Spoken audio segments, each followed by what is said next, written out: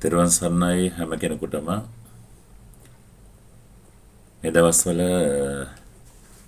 සමාජ මාධ්‍ය ඔස්සේ කතා බහට ලක් වෙලා තියෙන වැදගත්ම මාතෘකාවක් තමයි කත්නෝරුවේ හාමුදුරුවෝ සම්බන්ධව යන මඩ ප්‍රචාරණ කටයුතු සම්බන්ධව කත්නෝරුවේ හාමුදුරුවෝ ගැන සාමාන්‍ය මම මෙත කලින් වීඩියෝ වලත් දැම්ම උන්වහන්සේ කරන ලද ශාසනික සේවාව එහෙම නැත්නම් ඒ කාර්යභාරය සම්බන්ධව මේට කලින් අපේ නාලිකාවේ අපි මම ඇත්තටම වීඩියෝ දාලා තිබුණා. හැබැයි දැන් උන්වහන්සේ මම හිතන්නේ ලංකාවේ බණ කියපු නැති තැනක් නෑ වගේ බොහෝ තැන්වල ධර්ම දේශනාවන් සිද්ධ කරලා තියෙනවා. බොහෝ දෙනෙක් උන්වහන්සේට ගෞරව දක්වනවා. ඒ වගේම උන්වහන්සේව දැක ගන්න බලා ගන්න බොහෝ දෙනෙක් මම හිතන්නේ තාමත් කැමැත්තෙන් බලාගෙන ඉන්නවා කියන එකක් දන්නවා.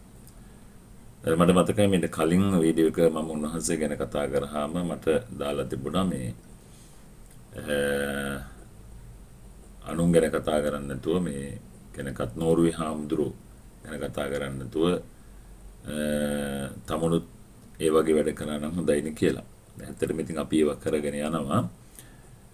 ඒව නොකර මේක අපිට ඉන්න බෑ. නමුත් අපි ඒව කරගෙන යන බව මම හිතන්නේ සමාජ මාධ්‍යයේ ওই විදිහට ප්‍රචාරණය වෙලා නැහැ. ඒ නිසා සමහරලාට ඒ කතා කරන අය අපි කරන කාර්යන මොනවද කියලා දන්නේ නැතු වෙන්න පුළුවන්. දැන් නමුත් මම කතා කරන්න ආවේ කාරණාව නෙමෙයි. ඊයේ පෙරේද වෙනකොට කත්නෝරුවේ හාමුදුරුවෝ සම්බන්ධ කරගෙන මම හිතන්නේ නොකියපු කතාවක් නැති තරම්. එක තැනකදී මම දැක්කා මම හිතන්නේ AI වලින් ෆොටෝ හදලා ගෑනු ළමෙක් සිප වෙලඳ ගන්න නිලියක් දොසිප වෙලඳ ගන්න වීඩියෝ එකක් සහ ෆොටෝ එකක් සමාජයට උදාහරණයක් තිබුණා. කියන්නේ කවුද ඒක කරන්නේ උන්වහන්සේගේ ප්‍රසිද්ධියට කැලලක් කරන්න හදනවද එහෙම නැත්නම් උන්වහන්සේ තවදුරටත් සමාජය තුළ වැදගත් චරිතයක් බවට පත් කරන්න මිනිස්සු වෙනත් ආකාරයෙන් කටයුතු කරනවද කියන එක දන්නේ නැහැ. නමුත් මම දැක්කා ඒක සමාජ මාධ්‍යයට උදාහරණයක් තිබුණා වීඩියෝ එකක් සිප වෙලඳ ගන්න වීඩියෝ එකක් කත්නෝරුවේ හාමුදුරුවෝ ඒ වගේම කත්නෝරුවේ හාමුදුරුවෝ ළඟ ඉන්න නිලියක් හරි වගේ ළමෙක්ගේ ෆොටෝ එකක් දාලා මම දැක්ක ඒක සමාජයට දාලා තිබුණා. ඒක දැන් මේ දවස් ටිකේ මම හිතන්නේ ඒක ගැන කට්ටිය කතා කරාට දැන් ඒක ෂෙයා වෙන්නේ නැහැ. ඒක දැන් අයින් වෙලා වෙන්නේ නැති. මම මේකත් දැක්කා. දැන් ප්‍රශ්න කර තියෙන්නේ මේ උන්වහන්සේගේ ප්‍රචාරණ කටයුතු සම්බන්ධව යම්කිසි ආකාරයේ කණ්ඩායම් එකතු වෙලා ඒක වළක්වන්න හදනවද?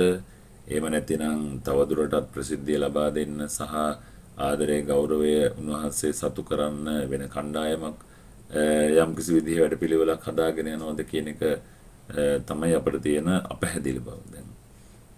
ඒත් එක මම දැක්ක අර චුපරෙහිකින් බණ කියන්න ගියා. ඊට පස්සේ බෝට්ටුවකින් දොරුවකින් මොකෙන් දෙකෙන් බණ කියන්න ගියා. දැන් ඒව ගැන විවිධ විවේචන තියෙන. ඉතින් බණ කියන්න අපි ඇත්තටම යම් ගෙදරකට යන්නේ බුදුහාමුදුරුවන්ගේ කාලේ නම් අපි දහලා තියෙනවා දන්නවා පාගමනින් වැඩම කරලා ඒ ස්ථානවලට ගිහින් ධර්ම දේශනාවන් පැවැත්තුවා කියලා. තව තැනකදී අපි අහලා තියෙන උන්වහන්සේලා 이르දි බලයෙන් වැඩම කරපු තැන් තියෙනවා.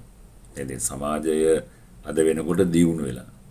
සමාජය දියුණු වෙලා තාක්ෂණය දියුණු වෙලා නේද? හැම දෙයක්ම නවීකරණය වෙලා. ඉතින් ධර්ම දේශනාවක් සඳහා දුර බැහැරකට වැඩම කරන්න තියෙනකොට දැන් අද තියෙන බණකට අද හවස තියෙන බණකට මට යන්න වෙලා තියෙන උදෙන්ම. දැන් පාගමනින් යන්න අවශ්‍යතාවයක් නැහැ. තාක්ෂණයේ දියුණුවයි රට දියුණුවයි. ඒ නිසා මිනිස්සු මොකද කරන්නේ? වාහනයක් සූදානම් කරන ස්ථානීය රිද්මෙන් ගිලේ ධර්ම දේශනාව සිද්ධ කරනවා. ඒක අපි තේරුම් ගැනීම නිකල යුතු වෙන්නේ මේක මේ සූදානම් කරලා තියෙන මේ හේතුව නිසා. එහෙම නැතුව මේ වාහන වලින් වඩිනවා, පජරෝ වලින් වඩිනවා. ඒ කාරණා නිකන් අර යල් පැන ගියපු එමත් නැතිනම් ඒව නිකන් අර කුහකත්වයේ පදනම් කරගෙන සමාජගත කරන කාරණා. අපිට පයින් වැඩම කරන්න තැන් වලට අපි පයින් වැඩම කරනවා. වාහනයක වැඩම කරන්න දෙයක් තිබුණොත් ඒක වාහනයක වැඩම කරනවා. එතකොට දැන් පයින් වැඩම කරන්න විනාඩි 10ක් 15ක් 20ක් 25ක් වගේ දුරක දෙයකට අපිට යන් කිව්වොත් අපි ඒක කවදාකවත් නෑ වාහනයක් ඕන පයින් යන්න බෑ. ඒ කාරණා කවදාකවත් ඔය කවුරු මොන විදිහට කතා කරත් ඔය කිසිම හාමුදුරු කෙනෙක් එහෙම කියන්නේ නෑ. වාහනෙන් යන්න ඕන නම් අපි වාහනේ ස්ථානෙට වැඩම කරලා ඒ කාර්යය අවශ්‍ය කරන කාර්යය පැහැදිලි කරලා දීලා එනවා. ඒක මේ චොපර් එකෙන් වැඩම කරා කියන එක අත්‍තරම ඉතින් කන්දෝරුවේ හාමුදුරුවෝ දුරට යන්න තිබුණේ. ඉතින් උන්වහන්සේ වැඩම කළා. ඉතින් ඒකේ උන්වහන්සේට උන්වහන්සේ ගිල්ලීමක් මත සිද්ධ වෙච්ච කාරණාවක් නොවෙන්න පුළුවන්. ඒකේ මිනිස්සුන්ගේ කැමැත්ත මත සිද්ධ වෙච්ච දෙයක්. දැන් සමහරලාට දැන් ඔය කියන කාරණා බුදුහාමුදුරන්ගේ කාලේ තිබුණා නම් එහෙම වෙනවා දැන්. උදාහරණයක් ඇටියට ශ්‍රී මහා බෝධීන් වහන්සේ වැඩම කරනකොට ඔය වැඩම කිරීම සිද්ධ කරපු මේ නෞකාව සම්බන්ධ අපි කවුරුත් කතා කරන්නේ නැහැ. ඉතින් එහෙම වෙනවා. ඒ පහසුකම් ඒ කාරණාවන් ඒ කාලවලට ආවේනිකව ක්‍රියාත්මක වෙද්දී කාලදේශ වශයෙන් ශික්ෂාපද වෙනස් කළා නැහැ. දැන් අපි වාහනෙන් වැඩම කරා කියලා ශික්ෂාපද වෙනස් කළා නැහැනේ. අපි යන්නේ ධර්ම දේශනාවකට. ඒ නිසා මේවා තේරුම් කරගන්න මිනිස්සු පෙළඹෙනවා නම් තමයි හොඳ. පැහැදිලි කිරීමක් මේ කරන්න හදන්නේ. මොකද අපේ නාලිකාවේ ගොඩක් අය ඉන්නවා. ඒගොල්ලෝ මේක අවබෝධ කරගත්තාම මොකද ධර්මය පඤ්ඤාවන්තස්සනායන් ධම්මෝ නදුප්පඤ්ඤස්ස. මේක ප්‍රඥාවන්තයන් සඳහා වෙන් වෙච්ච එකක්. අර දුර්ජනයන් සඳහා වෙන් වෙච්ච කාරණාවක් නෙමෙයි. මේක තෝරගන්න පුළුවන් ප්‍රඥාවන්ත මිනිස්සුන්ට විතරම අවබෝධ වෙන්නේ. උඩින් පල්ලෙන් බලන, භාගයට බලන, භාගයක් දකින, පේන දේ විතරක් කතා කරන අභ්‍යන්තරේ හොයන්නේ නැති මිනිස්සුන්ට මේ කාරණා කොහොමද හරියන්නේ? ඒක ගැලපෙන්නේ නැහැ. උන් කතා කරන්නේ උඩ දේවල් ගැන, උඩින් පේන කාරණා ටික පමණයි. උන් මේක අභ්‍යන්තරේ හොයන්නේ නැහැ. උන් දන්නේ ඒ කාරණා ටික විතරයි. කොහොම වුණත් කන්නෝරුවේ හඳුර සම්බන්ධ නම් අර ගියපු ප්‍රචාරණ කටයුතු උන්වහන්සේගේ කටයුත්තර තියෙන ඇත්තටම තියෙන විරුද්ධ බව. මිනිස්සු සමාජයට යම් කටයුත්තක් උපකරණ වලින් හරි වාචිකව හරි වෙන ශ්‍රමදායකත්වයකින් හරි ලබා දෙනකොට සැබෑවටම අපි වගේ රටක අපි නිහතමානීව එක අගයන්න ඕන වෙන්නේ අපි බෞද්ධ සංස්කෘතියක් තුළ නිර්මාණය වෙන මිනිස්සු නිසා. වෙන රටක නම් අගයනවා. දැන් අපේ රටේ නොවුනට ඇමරිකාවේ අර සාම පාගමන්ට වැඩම කරන භික්ෂුන් වහන්සේලා මිනිස්සු ඒ වටපිටාවේ ඉන්න අන්‍යාගමිකුණත් මේ මිනිස්සු ආගීමට ලක් කරනවා. ප්‍රශංසාවට ලක් කරනවා, පූජාවට ලක් කරනවා, වඳිනවා, පුදනවා. ඒ හැම දෙයක්ම සිද්ධ කරනවා. නමුත් අපි කරන එකම කාරණාව තමයි මොනවා හරි යම් කටයුත්තක් සිද්ධ කළොත් මුන්ට කාලෙගේ පන්සලටලා ඉන්න බැරිද? මුන්ට මේ සැප දෙන්න ඕනද? බුදුහාඳුරන් කාලේ සැප තිබුණද? සැප ඔහොමද බුදුහාඳුර වැඩම කළේ? එහෙම තමයි මිනිස්සු හදාගත්ත අර නිරාගමික කණ්ඩායම් වල තියෙන අදහස්. ඒවා අපිට ඉතින් වෙනස් කරන්න අමාරුයි. නමුත් ඉතින් මොන ඔය කියන කරුණු කාරණා කොයි විදිහටම මිනිස්සු ප්‍රකාශ කරත් මගේ නම් විශ්වාසයක් තියෙනවා කර්මය හා කර්මඵලය කියලා දෙකක් මේ ධර්මයේ සඳහන් වෙනවා. කර්මය හා ඵලය කියන එකේ අදහස තමයි කරන ක්‍රියාවට විපාකයක් මිනිස්සුන්ට කරගෙනවා කියන එක. මිනිස්සුන්ට මේක වික්ෂුන් වහන්සේලාටත් දැන් කත්නෝරුවේ හාමුදුරන්ට ගහන්න ගිහියුම කියනෝ නෙමෙයි. සමහරවල්ලාට පැවිද්දොත් ඕකස්සේ ඇති. පැවිදි අයත් ඔයත් එකතු වෙලා උන්වහන්සේගේ ගමන බාධාවක් කරන්නේ ධර්මය හොඳ නැහැ කියන්නේ.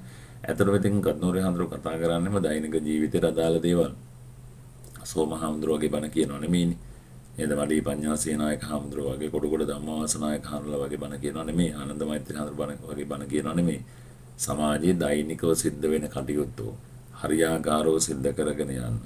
මංගල සූත්‍රයේ පරාභව අසර සූත්‍රයේ ඒ කියන සූත්‍රවල කරුණු අරගෙන එදිනදා ජීවිතේ කොහොමද හදාගන්නේ, කොහොමද පවුල ඇත් එක්ක ජීවත් වෙන්නේ, කොහොමද සමාජයත් එක්ක ගනුදෙනු කරන්නේ, කොහොමද හිත හදාගන්නේ, කොහොමද තරුණයෝ ක්‍රියාත්මක වෙන්න ඕන කියන දෛනික කටයුතු සම්බන්ධ උන්වහන්සේ කිසියම් ආකාරයක හැඟීම්බර අදහසකින් ලෝකයට කියලා දෙනවා.